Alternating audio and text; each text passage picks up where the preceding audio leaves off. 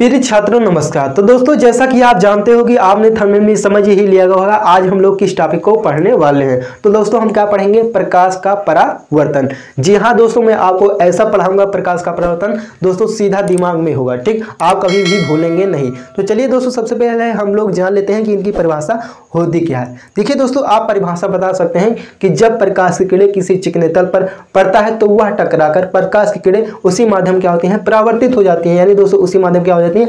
लौट जाती हैं। तो दोस्तों इस घटना को क्या कहते हैं? प्रकाश का परावर्तन कहते हैं। देखिए दोस्तों, मैं आशा करता हूं कि आप लोग समझे नहीं होंगे और आपको याद भी नहीं हो गया। तो चलिए दोस्तों मैं आपको चित्र बनाता हूं और दोस्तों मैं चित्र को आपको बनाकर बारीकी से समझाऊंगा और दोस्तों आपको याद भी हो जाएगा और दोस्तों इसका साथ साथ नियम भी बताऊंगा, ठीक। चलिए बने रहिएगा वीडियो में। देखिए ये क्या है मेरे दोस्तों, कोई मान लीजिए क्या है, ये समतल तल है, ठीक। क्या मान लीजिए मेरे दोस्तों? समतल तल, ठीक। अब मान लीजिए मेरे दोस्तों यहाँ पर क्या है, ये सूर्य है और सूर्य की क्या हो रही है? ये प्रकाश की किरणें आ रही हैं, ठीक। यानी दोस्तों ये सूर्य है, सूर्य की प्रकाश की किरणें आ रही हैं और इस समतल दर्पण पर पड़ रही है, ठीक। तो दोस्तों समतल दर्पण पर सूर्य की प्रकाश आने वाली किरण को क्या नाम देंगे मेरे दोस्तों? आपतित किरण नाम देंगे। यानी दोस्तों कोई भी किरण आती है और कोई वस्तु पर पड़ती है तो उसका क्या नाम होता है? आपतित किरण, ठीक, आपतित किरण। और दोस्तों जो किरणें किसी वस्तु पर पड़ती है और टकराती हैं तो टकरा कर क्या हो जाती है दोस्तों? वो परावर्तित हो जाती है, यानी दोस्तों लौट जाती हैं। तो उस किरण को क्या कहते हैं? परावर्तित किरण। क्या कहते हैं दोस्तों? परावर्तित किरण कहते हैं, ठीक है दोस्तों। तो आप इस प्रकार से समझ सकते हो, ठीक।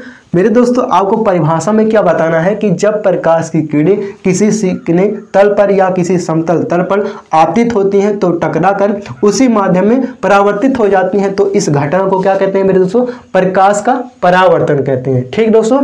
इसके दोस्तों दो नियम होते हैं, ठीक। यहाँ पर आप अभिलंब खींच दीजिए तो आपको नियम आसान तरीका से पता चल जाएगा, ठीक है दोस्तों। तो दोस्तों यहाँ पर क्या हो रहा है? ये आपतित किरण ना, तो दोस्तों आपतित किरण ये हो रही है ना, तो दोस्तों यहाँ पर जो कोण बनेगा क्या बनेगा? आपतन कोण बनेगा, ठीक। यानी दोस्तों आपतित किरण है तो आपतन कोण बनेगा।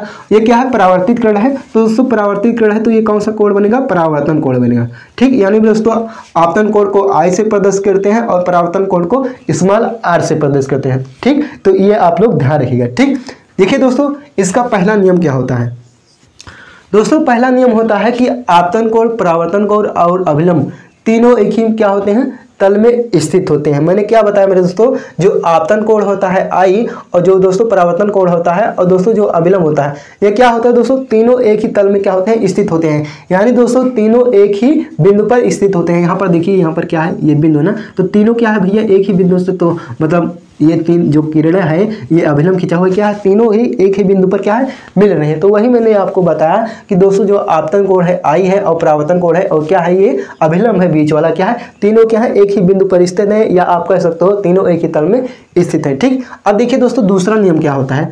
दोस्तों दूसरा नियम होता है दोस्तों जो ये दूसरा नियम है जो होता है, जो I क्या है? ये आपतन कोण है और क्या है दोस्तों? ये R परावर्तन कोण है, ठीक। तो दोस्तों जो दूसरा नियम होता है, आपतन कोण और परावर्तन कोण क्या होता है? आपस में बराबर होता है। यानी दोस्तों आप अर्थात में लिख सकते हो कोण I बराबर कोण R, ठीक। तो दोस्तों आप इस प्रकार से समझ सकते हो।